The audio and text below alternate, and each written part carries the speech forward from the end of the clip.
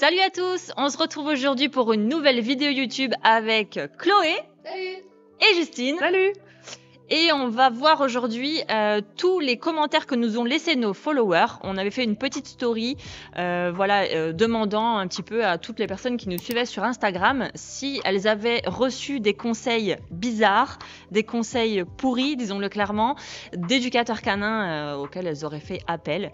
Et donc on va voir tout ça ensemble, c'est vraiment hyper intéressant. Alors, je choisis au hasard. Du coup, il y a quelqu'un qui nous dit « Tu devrais lui mettre un collier électrique pour qu'elle n'aboie plus ». Qu'est-ce qu'on en pense? Non, hein. Oh, comme c'est bizarre. Et non. Qu'est-ce qu'on peut dire sur les colliers électriques? On en a quand même beaucoup avancé aujourd'hui sur les colliers électriques et sur l'impact que ça a sur le chien. De ouf. Très mauvais. Et ça va pas résoudre le problème en plus en général. Et pourquoi ça résout pas le problème? Ça peut résoudre le problème sur le moment? Ça dépend pourquoi il aboie en fait, c'est surtout ça qu'il faut toujours chercher. Le pourquoi il aboie, est-ce qu'il aboie sur les gens parce qu'il a peur, est-ce qu'il aboie parce qu'il garde Il y a tellement de raisons possibles à l'aboiement que en fait ça peut trop aggraver le problème plus que le faire taire. Ok. Je sais pas ce que t'en penses, Chloé. Non, carrément. Après, c'est surtout que l'aboiement, c'est un comportement qui est naturel chez le chien. Donc, le priver d'aboyer, c'est un peu...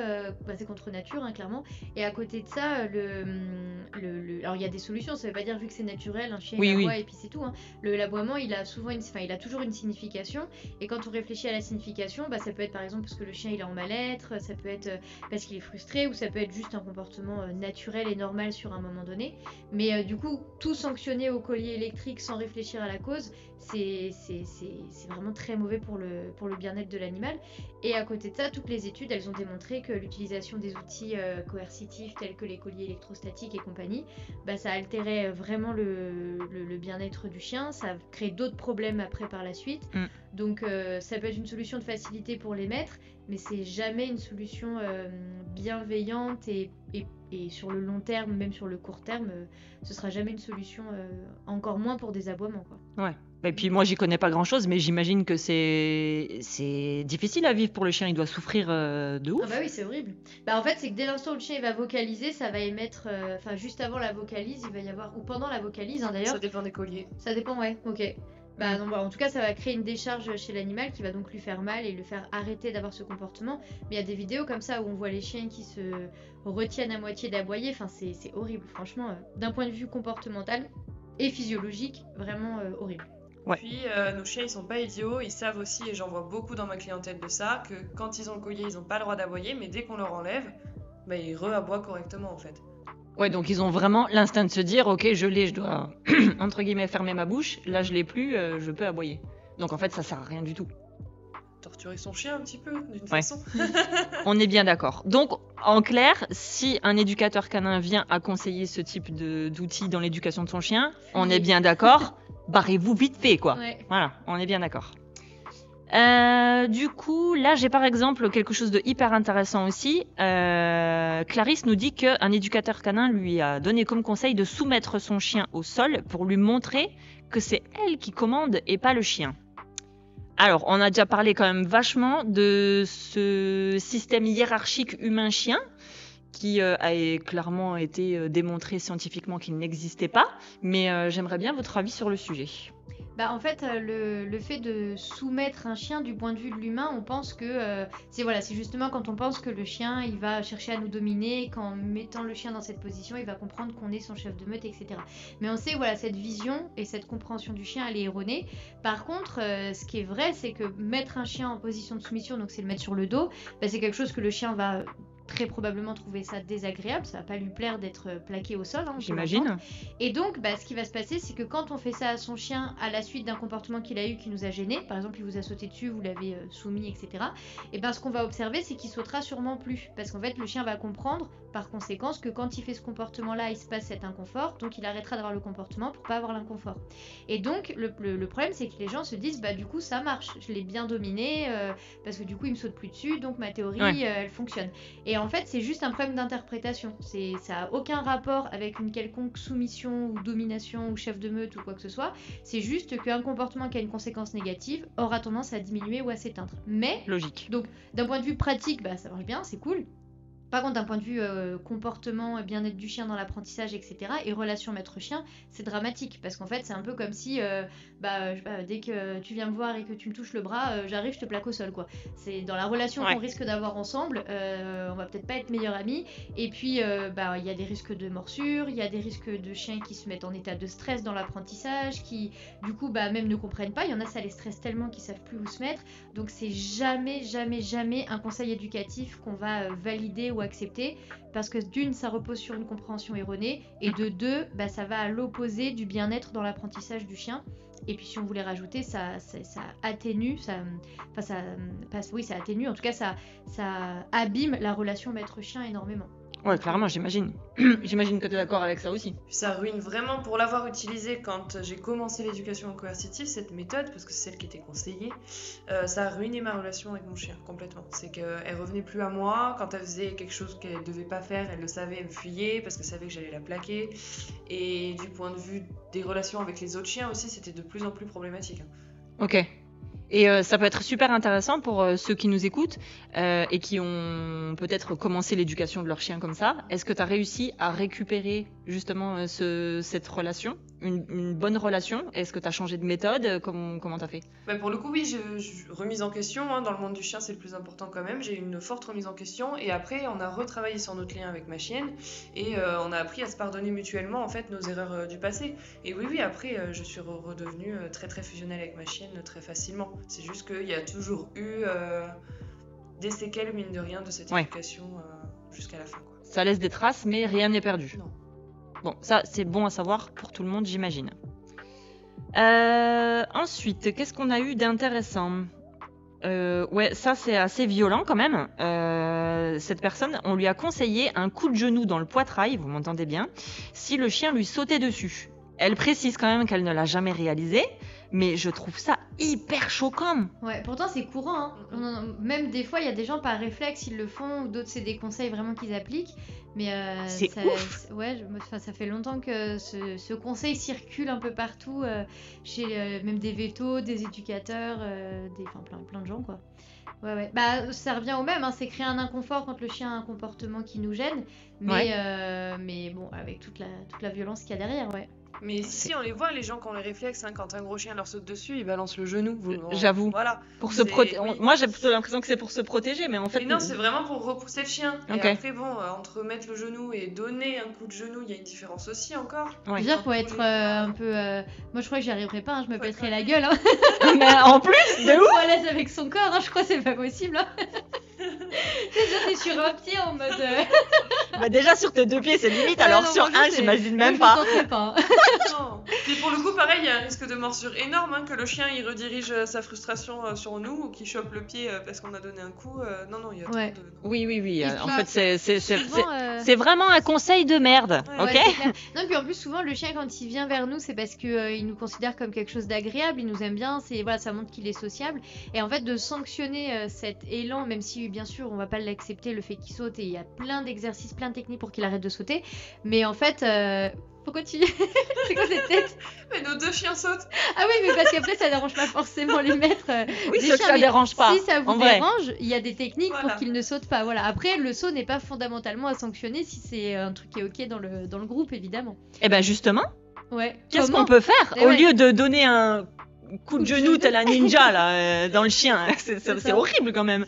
Qu'est-ce qu'on peut faire du coup? Chloé elle avait déjà fait une vidéo sur ça, mais il y a quand même plusieurs méthodes selon le type de chien. Encore une fois, il n'y a pas une méthode qui marche pour tous les chiens. Genre lancer les croquettes quand on rentre. On peut donner des croquettes au sol quand on rentre parce qu'on sait qu'il va sauter, mais on peut aussi, ce que je fais moi avec le mien parce qu'il gère bien la frustration, c'est se détourner, tourner le dos, se mettre à 3/4 pour pas qu'il me saute dessus. Que mes collègues ont adopté de fort cette technique aussi. On va chercher qui on se tourne. Oui, je confirme. C'est instinctif en fait, on voit Sharky. Cette méthode-là, elle marchera pas sur tous les chiens parce qu'il y en a, ils vont juste faire le tour et nous ressauter par-dessus, ça va les frustrer. Sinon, jeter les croquettes au sol, généralement, ça marche quand même beaucoup mieux que tourner le dos et ignorer. Après, il y a aussi la technique de juste, si le chien a un peu de base éducative, lui demander assis ou s'il sait tenir la position debout, etc. Parce que du coup, il peut pas être en train de s'asseoir et être en train de sauter. Donc ça aussi, des fois, ça marche marche assez bien. Mais bon, faut que le chien sache au moins faire la position demandée. Et Quoi. puis se poser la question aussi pourquoi ils sautent, parce qu'on voit plein de petits chiens sauter parce que les gens se baissent pas pour les caresser et du coup ils ont appris qu'il fallait se mettre à hauteur de main pour avoir les caresses. Ouais. Et du coup il faut aussi prendre en compte ce critère-là de s'il est petit, il faut se baisser en fait. Comme les chiots aussi, ouais, je comprends. Avec les chiots ça se voit beaucoup. Ouais. Et après se poser la question si c'est gênant, on peut même mettre le signal de sauter sur commande, et ce qui fait que quand on demande au chien de sauter, il saute, et quand on lui demande pas, ça signifie qu'il doit pas le faire. Ça peut être aussi une bonne technique pour limiter le comportement sans l'éteindre si on veut pas qu'il soit complètement éteint. De pas généraliser, que s'il saute dessus, ça nous gêne pas. Par contre, il a pas le droit de sauter sur les autres gens. C'est ce que j'allais dire. C'est ce que j'allais dire. On peut complètement généraliser. On saute pas sur les invités. Par contre, entre nous, c'est ok quoi. Super. Ensuite, alors celui-là, je vais devoir changer certains mots parce que bip. Ah ouais. Il faut que ton chien ait peur de toi, et quand il revient de sa fugue, tu lui mets une bip. Voilà, ça me choque aussi énormément. J'espère vraiment que cet éducateur ne travaille plus. Parce que là, c'est. si, il travaille encore. On est d'accord, c'est hyper violent. C'est super courant comme préconisation. S'il revient pas au premier appel ou s'il revient trop lentement, on lui en fout une parce que la prochaine fois, il comprendra qu'il faudra qu'il revienne plus vite. Mais au contraire, moi je comprends, le chien il revient, il se prend une bip. Est-ce qu'il a vraiment envie de revenir en fait? Non. Non mais t'as la bonne méthode de penser toi, mais tout le monde ne pense pas comme ça. Puis souvent les gens ils sont énervés. Sachez que je vais écrire un livre sur la méthode de penser. non mais en plus des fois les gens ça les énerve, le chien il part, on le rappelle, il revient pas, etc. Du coup l'énervement fait qu'aussi il y a des maîtres qui ont tendance à s'énerver. Le stress. Mais ou le stress. Moi ça m'est déjà arrivé, mon chien il part derrière du gibier, il traverse une route, quand il revient j'ai qu'une envie c'est de crier dessus et en fait non, il faut pas parce que la prochaine fois il reviendra pas si je fais ça. Mais non en effet il faut toujours récompenser un rappel, peu importe la qualité du rappel. Ok. Mais même s'il prend un certain temps à revenir, que c'est long, qu'on est agacé, il faut, dès qu'il revient, il faut systématiquement récompenser pour lui dire que c'est bien. Récompenser plus un bon rappel et moins un rappel de mauvaise qualité. Donc on va faire un gros renforçateur quand il revient du premier coup face à un stimuli. Okay. Par contre, s'il traînouille un peu et qu'il revient moyen, on va avoir un renforçateur qui est un peu moindre pour moins marquer le coup. Mais toujours renforcé parce que le chien il reviendra toujours là où c'est le mieux pour lui. Surtout s'il est dans l'apprentissage. Donc si le mieux pour lui c'est de revenir au propriétaire parce qu'il y a toujours le renforçateur qui va arriver, c'est mieux. Sinon l'environnement sera toujours plus important. Et quand tu dis renforçateur, pour les gens qui comme moi savent pas toujours ce que c'est, renforçateur c'est entre guillemets une récompense? Ça peut être souvent une récompense, surtout sur le rappel, et ça va être ce que le chien aime. Ça peut être de la nourriture, ça peut être un bâton, ça peut être un jouet, ça peut être juste une caresse, même s'il n'y en a pas beaucoup qui aiment les caresses en balade. Ça peut être plein de choses. Il y a autant de renforçateurs que de chiens. Ok. Donc là, le but c'est d'avoir plusieurs renforçateurs sur toi quand tu veux travailler du rappel par exemple, donc avoir le super jouet Pouic que le chien adore plus, et avoir des friandises un peu moins, peut-être quelque chose d'un peu moins appétant que d'habitude. Et donc en fonction de comment revient le chien, on choisit un ou l'autre renforçateur, du coup c'est ça? C'est l'idée. Ouais, dans l'apprentissage, après, une fois qu'on connaît bien notre chien, qu'on sait ce qui marche pas, ce qu'il aime, ce qu'il aime pas, ouais. c'est beaucoup plus facile. Mais la première année, souvent, on est aussi dans la phase où le chien découvre la vie. Et en attendant, la longe, franchement, en attendant que le rappel se monte bien et suffisamment, la longe, c'est un très bon outil pour sécuriser la balade. Et là aussi, dans le commentaire, il y avait qu'il faut que le chien ait peur du maître. Et ça, pour moi, c'est vraiment à l'opposé même de ce qu'on va chercher en éducation. C'est tout l'inverse. Si votre chien tout base sur la peur, en fait, ça veut dire que le chien va tout faire par évitement, et c'est pas du tout ce qu'on attend d'une relation maître-chien sur un chien de compagnie ou sur un animal, un être vivant de base de toute façon. Surtout sur du rappel, parce que le but du rappel c'est qu'il revienne à nous, donc s'il a peur de nous, il va pas revenir à nous. Ah oui, mais c'est clair, ça me paraît tout à fait logique en réalité. Araignée, tu vas pas vers elle, quoi. Tu vas plutôt aller à l'opposé. Ah, je confirme. Souvent, quand ils vont fuguer, en plus, c'est souvent soit pour suivre du gibier ou soit pour suivre n'importe quelle odeur. Et la longe, ça peut être un bon truc pour ça, parce que plus il va suivre le gibier et l'odeur du gibier, plus il va se renforcer à le faire. Et donc là, son renforçateur, ce sera plus l'humain, ce sera le gibier. Et du coup, la longe, ça permet de bloquer cette action et qu'il arrête de se renforcer. Au début, nos chiens, ils partent sur une piste, ils reviennent, puis après, ils partent de plus en plus loin. Et si on les arrête pas, ça donne des chiens qui partent chasser 1 ou 2 heures, quoi. Ouais, donc il faut en fait réellement se faire confiance, connaître son chien, savoir comment il fonctionne et agir en fonction, quoi. Si on sait qu'on a un chien qui a tendance à fuguer, je sais pas, comme les chiens de chasse par exemple, j'imagine que ça a plus tendance à fuguer quand ils sentent qu'il y a une bête pas loin.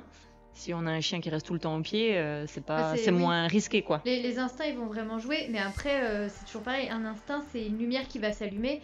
Et si on a un chien qui a un gros risque que cette lumière s'allume et qu'on veut pas du tout, bah il y a plein de choses en préventif qu'on peut faire pour justement éviter ça. La longe, la façon de jouer avec son chien, le type d'environnement dans lequel on va se promener, etc.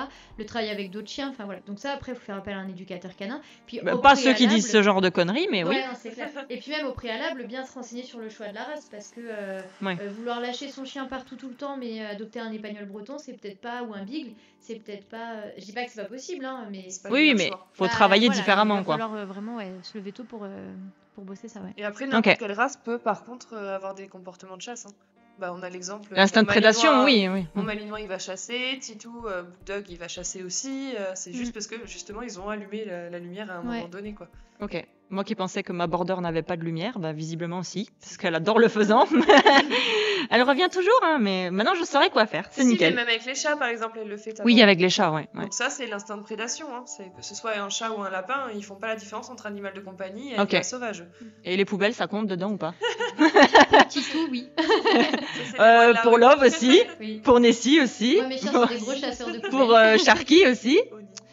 Tous nos chiens sont de futurs éboueurs en herbe, c'est parfait. Sujet suivant. Celui-là m'a choqué aussi, en vrai. Il détruit les pots de fleurs lors de vos absences. Attachez-le au fond du jardin quand vous partez. Waouh. Sinon, levez les pots de fleurs, non? C'est radical. C'est moins violent. Sinon, en fait, n'achetez pas de chien, c'est pas pour vous. Vous avez des fleurs, faut choisir. C'est soit les fleurs, soit les chiens. Non, mais. Après, oui, c'est un peu. Déjà, je trouve que c'est hyper dangereux. Et puis. Bon, bref, non. Après, il y a des fois juste de l'aménagement de l'environnement. Peut-être que le chien, s'il fait ça aussi, c'est qu'il a que ça à faire d'activités dans son. Enfin, voilà, que son jardin n'est pas assez enrichi, voire peut-être manque de balade. Enfin, c'est toujours pareil en éducation, c'est pas. Il y a juste un symptôme et on va trouver une solution et boum, c'est qu'on va aller réfléchir au cas par cas sur pourquoi le chien il fait ça. Et il y a toujours une raison. Et quand on comprend la raison, et d'ailleurs pour le même problème, sur 2 chiens, il peut y avoir 2 raisons différentes. Donc c'est pas, c'est très rare finalement qu'on puisse donner des conseils qui sont valables pour tous les chiens tout le temps, parce qu'en fait, en fonction de la cause, le conseil il va être adapté. Donc là il faudrait vraiment plus que de dire attachez-le quoi, il faudrait plus dire pourquoi il fait ça, comprendre le pourquoi et trouver une solution.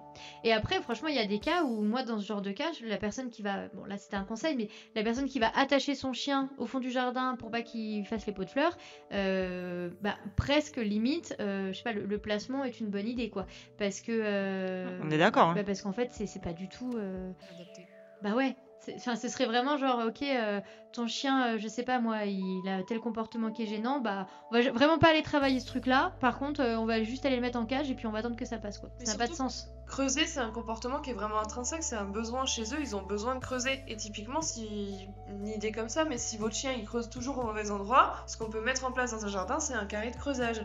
Donc on va délimiter un grand carré où le chien peut genre comme si tu faisais un potager, mais c'est dédié à ton chien, quoi. C'est ça, et en gros c'est le carré adapté à la taille du chien évidemment, mais on va creuser, mettre des trucs dedans, des friandises, quelque chose comme ça, pour l'inciter à creuser ici, et donc détourner ses mauvais comportements. Donc au lieu de creuser dans les fleurs, il va les creuser dans son carré de creusage.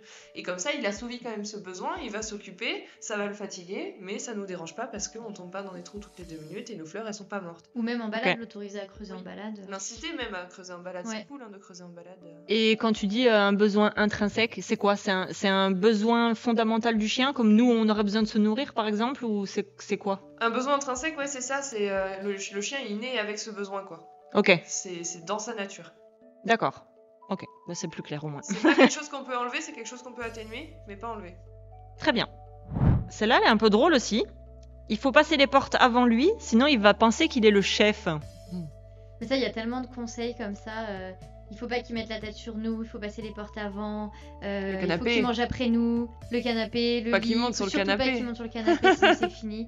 Ça, c'est vraiment des conseils, mais d'il y a je sais pas, il y a 20 ans, quoi. Il y a trop longtemps. Ouais. Après, c'est pareil, voilà, nous, par exemple, je sais pas, à la maison, Titou qui fait 37 kilos, des fois, il est chiant, il est brusque, il bouscule tout le monde et tout, donc on peut lui apprendre à attendre, mais c'est en aucun cas on fait pas ça parce qu'on veut pas qu'il nous domine ou inversement, c'est juste du truc pratique parce qu'il est gros et que, par exemple, on a un enfant, c'est compliqué, etc. Mais c'est de l'éducation et c'est du bon sens dans la vie quotidienne. Puis en règle de sécurité, ça peut être chouette, surtout si votre porte d'entrée elle donne sur la rue, par exemple. Carrément. Vous voulez pas que votre chien passe en premier, que vous voulez vérifier que tout va bien, il n'y a pas de voiture, etc. Donc mais en aucun cas, c'est pour pas que le chien domine, quoi. Ça n'a aucune place dans la relation maître-chien, en fait, cet ordre de passage. C'est juste une question de sécurité, de confort, de ne pas voir le chien qui pousse la porte avant que... Mais c'est ça. Travail d'impulsivité sur le chien, d'excitation, mais... Moi, ça me rassure parce que je me dis sinon je suis dominée par mes chiens et par mes enfants, quoi. C'est compliqué. D'ailleurs, je crois que t'es passé avant moi. Ça veut dire quoi en fait Ça veut dire que je domine la chef. Voilà. La chef de la meute. C'est ça, exactement. Je suis une chef de meute. Non, c'est ridicule. Bah oui. Même moi qui suis pas éducateur canin, vraiment, c'est quand j'ai vu tous ces messages là, je suis restée vraiment. C'est un truc de ouf. On en vient à un sujet un peu intéressant. On en a parlé il y a quelques jours, mais je trouve que c'est sympa parce que je pense que beaucoup de gens ont ce truc en tête. Un chien a besoin d'un jardin pour être heureux, obligatoirement. Et il y a aussi énormément d'associations, de refuges qui refusent des adoptants parce qu'ils n'ont pas de jardin. Et moi, je voudrais bien savoir ce que vous pensez de ça. Je suis forcément contre. J'ai toujours vécu en appartement. J'ai toujours eu beaucoup de chiens en appartement. C'est ça. Toi, t'as un super exemple en plus de. Je peux avoir beaucoup de chiens et ne pas avoir de jardin, quoi. Et souvent même, j'irais jusqu'à dire que les chiens en appartement sortent plus que les chiens en jardin. Et du coup, ils sont souvent plus heureux en appartement parce qu'ils ont au moins 3 sorties par jour pour les besoins et du coup, ils peuvent sentir leurs odeurs, voir les copains et tout, que des chiens qui vivent toute leur vie dans leur jardin. En fait, ils ont plusieurs balades forcément plus qualitatives tous les jours, quoi. C'est ça. C'est clair. Après, ça peut être mieux d'avoir un jardin. Alors déjà, il y a la question du confort. C'est sûr que le matin, il flotte. Voilà, que le chien il aille faire son pipi et qu'on n'ait pas à sortir, c'est toujours agréable. Mais c'est une question de confort. Et éventuellement, je pense aux chiens qui sont très craintifs, par exemple. Qui, eux, être dehors en balade, ça leur prend un peu de temps avant de se sentir à l'aise. Ça peut être intéressant pour ces sujets-là qu'il y a un jardin. Mais après, je suis tout à fait d'accord avec Justine, la plupart des chiens sont même plus heureux, entre guillemets, parce qu'ils seront jamais enfermés dans leur jardin vu qu'il n'y en a pas. Ça, c'est clair. Après, j'en ai vu quand même pas mal qui parlaient de ce sujet et qui disaient oui, ok, mais moi j'ai un chiot, il faut le sortir toutes les demi-heures. C'est pénible quand on n'a pas de jardin. Donc je peux le concevoir en réalité. En fait, le jardin, c'est une pièce supplémentaire pour le chien. Donc c'est pas vu comme une balade pour eux, ça remplacera jamais la balade. Par contre, c'est un vrai confort pour l'humain d'avoir un jardin, ne serait-ce que, comme disait Chloé, pour les sorties du matin, du soir, avant d'aller se coucher. Les sorties hygiéniques, quoi. Moi, je sais que quand on est malade, on n'a pas forcément la force d'aller balader pour les besoins. Là, on a juste à ouvrir la porte pour qu'ils aillent dans le jardin. C'est un confort pour l'humain plus que pour le chien. C'est une question de praticité. En effet, pour les chiens peureux, je sais que quand j'ai adopté ma roumaine, moi, à l'époque, j'aurais bien aimé avoir un jardin parce qu'elle avait vraiment beaucoup de mal avec la rue et du coup ça a été très compliqué et très long pour l'apprentissage de la propreté à cause de ça, mais on a survécu. Oui, c'est ça. Et au final le jardin n'a jamais été une priorité pour moi. Et d'ailleurs, même si on a un très grand jardin, parce qu'il y a des gens, des fois ils nous disent ah mais moi vous vous rendez compte, j'ai quand même 5000 m², c'est suffisant. Et en fait non, ça reste une pièce en plus. Il y a d'ailleurs, je crois qu'il y a une étude, alors je me rappelle plus, faudrait que si je retrouve les infos je les mettrai sous la vidéo, mais où ils ont en fait démontré combien de mètres carrés le jardin devait faire pour que ce soit considéré comme une promenade pour le chien de se promener dans le jardin, quoi. Mais c'est un truc, faut être châtelain, quoi, hein. C'est pas faut que ce soit immense. Ah ouais c'est vraiment immense. Et encore et encore, on n'est pas avec son chien, enfin voilà, ça reste... J'ai grandi avec 2 hectares de jardin, c'est quand même pas mal. Mon chien était tout le temps collé sur la terrasse. Non, carrément, je l'ai jamais vu aller au fond du jardin. Faut aller se promener nous-mêmes dans son jardin pour que ça marche, quoi. Voilà, il nous suivait, quoi, si on y allait, mais... Mais j'imagine, de toute façon, j'imagine très bien sentir tout le temps les mêmes odeurs, voir tout le temps les mêmes trucs. C'est clair que c'est pas hyper enrichissant, quoi. Mais dans le confinement, même ceux qui avaient des très grandes maisons, il y a un moment, ils avaient envie de sortir et d'aller voir autre chose. Donc c'est exactement la même chose. Exactement. Mais c'est comme les enfants, au final, jouer dans le jardin, c'est ok, mais c'est toujours mieux d'aller jouer dans les aires de jeu à côté avec les copains, quoi. C'est ça. Au final, c'est ça. Carrément. Celle-là, je la trouve hyper intéressante. Enfin, hyper intéressante, hyper nulle, hein, mais intéressante pour le débat qui va suivre. Donner des coups de pied à son chien s'il grogne un autre chien. Alors, on parle souvent des signaux d'apaisement sur nos réseaux sociaux. Vous avez certainement dû le voir. Le premier... est-ce que le grognement est un signal d'apaisement, déjà? Et est-ce qu'il faut justement le sanctionner? Puisqu'en fait, le chien dit clairement qu'il y a un truc qui va pas. Donc, je sais que ce conseil, c'est encore un conseil de merde, mais qu'avez-vous à dire là-dessus?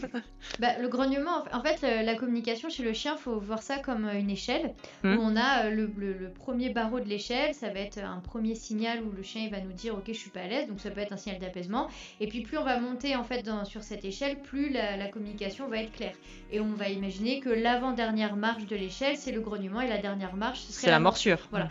Donc si un chien en arrive à grogner, c'est qu'avant normalement il a déjà émis d'autres signaux plus subtils comme des signaux d'apaisement qui déjà indiquaient le fait qu'il n'était pas toujours à l'aise. Alors après, il y a des chiens qui ont une échelle de communication qui vont très vite passer du premier barreau au dernier barreau. Okay. C'est-à-dire qu'ils ne vont pas avoir beaucoup la patience ou le savoir d'aller vraiment s'exprimer beaucoup et longtemps.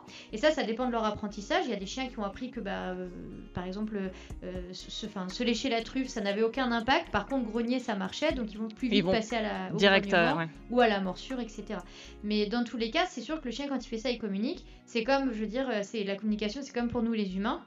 C'est si vous êtes avec quelqu'un dans un bar et qu'il vous touche le bras et que vous n'avez pas envie, vous dites vas-y enlève ta main s'il te plaît. S'il continue, vous allez peut-être le dire un peu plus fort. S'il continue encore plus, peut-être il y a un moment où vous allez le pousser, j'en sais rien. Ouais. Et là on aimerait bien être entendu dès le premier arrête. Je comprends. Et c'est exactement la même chose. Et le grognement à ce moment-là, ça montre juste un inconfort. Alors sanctionner son chien, lui mettre un coup de pied ou quoi, parce qu'il grogne, a priori non, ça n'aura pas. Alors ça peut stopper le comportement, le chien va peut-être s'inhiber et arrêter de grogner, mais encore une fois on n'a pas réfléchi à la cause. Donc oui, et puis la sanction elle est ultra violente quoi. Non, puis pour le coup, en coercitif, on m'a appris comme ça. Un chien qui grogne n'a pas à grogner. Je l'ai fait, donc punir, pas frapper, mais punir le grognement chez ma chienne. Ça a donné juste un chien qui communique plus du tout. Il passe directement à la morsure, en fait. Parce qu'on lui avait appris à ne pas grogner, pas s'apaiser, pas être mal à l'aise. Et du coup, la réponse adaptative suite à ça, c'était d'attaquer directement. Donc elle attendait que les chiens viennent à son niveau et elle les attaquait directement. Donc déjà, pour le chien d'en face, c'est un trauma de dingue parce qu'il n'y avait pas de signaux avant pour comprendre que le chien voulait pas. Il va rien comprendre. Et ma chienne aussi, c'était un mal-être de fou de ne pas pouvoir se faire comprendre autrement qu'en surréagissant. Et aussi, moi je l'ai vécu avec ma propre chienne. Pareil, quand j'ai commencé, je faisais pas les choses comme il fallait. Et elle, c'était même pire parce que le fait que moi, ça m'énerve, ça l'a déclenché encore plus. Okay. C'est-à-dire que vraiment, en gros, c'était maman est pas contente, du coup, je suis encore moins contente. Et donc, ça peut aussi déclencher, par exemple, le chien va grogner, on va avoir une attitude, on va dire, négative vis-à-vis de lui. En fait, le chien peut prendre ça comme une pression supplémentaire et du coup, attaquer encore plus. Après, je dis pas, je veux dire, moi ça m'est déjà arrivé, même sur mon chien actuellement, s'il s'énerve un petit peu, de lui demander de se stopper, alors je vais pas le taper, mais de lui demander de se stopper et d'arrêter, et ça a pour but de le calmer. Et ça, c'est très bien, ça va le calmer, enfin ça va lui permettre de redescendre un petit peu, voire je le rattache si jamais, etc. Mais donc faut pas non plus, peut-être pas non plus laisser la situation, si le chien grogne, ça montre qu'il est pas bien, faut peut-être intervenir, mais en tout cas pas comme ça.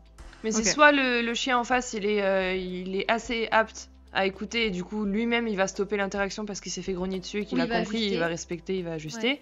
Soit en effet si le grognement n'a aucun impact de n'importe quel côté, là dans ce cas-là, oui il vaut mieux intervenir parce que comme on disait Chloé, après le grognement ce sera plus la morsure quoi. Donc on le voit avec nos deux chiens, souvent on est obligé quand ça grogne beaucoup des deux côtés de rattacher 2 minutes pour les calmer pour pouvoir après repartir sur de meilleures bases. Carrément. Donc en gros, ne jamais punir un signal d'apaisement. Si vous connaissez pas les signaux d'apaisement, franchement, on vous invite grandement à vous renseigner sur le sujet. On a plusieurs vidéos qui traitent justement de ce sujet-là. Il y a aussi plein de choses que vous pouvez trouver sur internet. Surtout respecter les signaux d'apaisement de vos chiens, c'est juste hyper important. Sinon, comme l'ont dit Justine et Chloé, vous allez droit à la catastrophe et vous pourrez même pas punir votre chien parce qu'en réalité, et lui, il aura fait son taf en fait, et il aura montré qu'il est pas content et ce sera trop tard. Et puis après, on a un chien qui est désocialisé et c'est beaucoup plus compliqué, beaucoup plus long après à récupérer que si de suite on fait les choses bien. Ouais. Non, puis après, c'est vraiment un vrai confort de connaître les codes canins et d'avoir un chien qui du coup peut s'exprimer et qui du coup peut créer des relations de lui-même en fait sans intervention humaine en fait. Ouais. Parce que moi, j'ai jamais connu ça avant d'avoir mon dernier et mon dernier, il grogne. Comme Oui, il a c'est ça. jamais été puni sur le grognement, bah, au final, il se débrouille tout seul, tout le temps. Oui, c'est ça.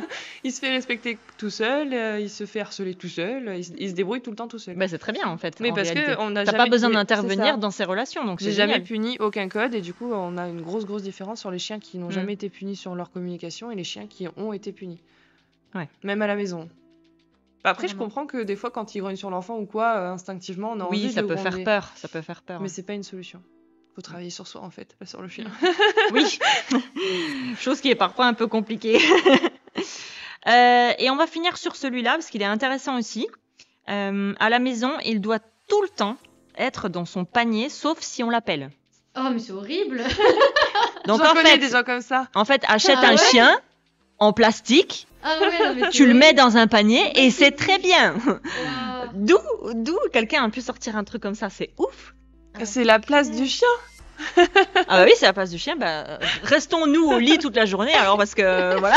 Oui, Non, c'est c'est ça. ridicule. En gros, en comparaison, ce serait comme si nous, on était forcés Ou dans à notre rester dans le canapé toute la canapé. journée. C'est ça. Pas bouger, pas aller boire, hein, surtout, hein, parce que Ah bah Ah pas non, ouais, déconner c'est non horrible. plus. non, mais le chien en plastique ou la peluche, c'est parfait. Hein. Non, mais après, c'est très bien que le chien il ait son panier, qu'il sache y aller si on lui demande, Oui. qu'il sache que c'est sa zone à lui et tout. Mais le chien doit quand même savoir qu'il a la liberté et la possibilité Mais de oui. se lever et de vivre sa vie, quoi. Ah ouais, non, c'est horrible comme conseil. Bah là Mais aussi, c'est encore une affreux, fois, ouais. le C'est replacement. mettez votre Ouais. chien en prison et C'est Ah ouais, ouais. c'est incompréhensible. Enfin bref. En tout cas, c'était hyper intéressant de débattre Carrément. là-dessus. Si vous aussi, vous avez subi ce genre de commentaires avec votre Ah, il doit y en éducateur avoir canin, plein d'autres, je pense ouais. qu'il doit y en avoir plein d'autres. Franchement, on est super intéressés. N'hésitez pas à nous laisser en commentaire et on pourra réagir sur éventuellement d'autres vidéos YouTube. Et voilà, et si ça vous a plu, n'hésitez pas à nous le dire. Et du coup, sur ce, à bientôt! Salut!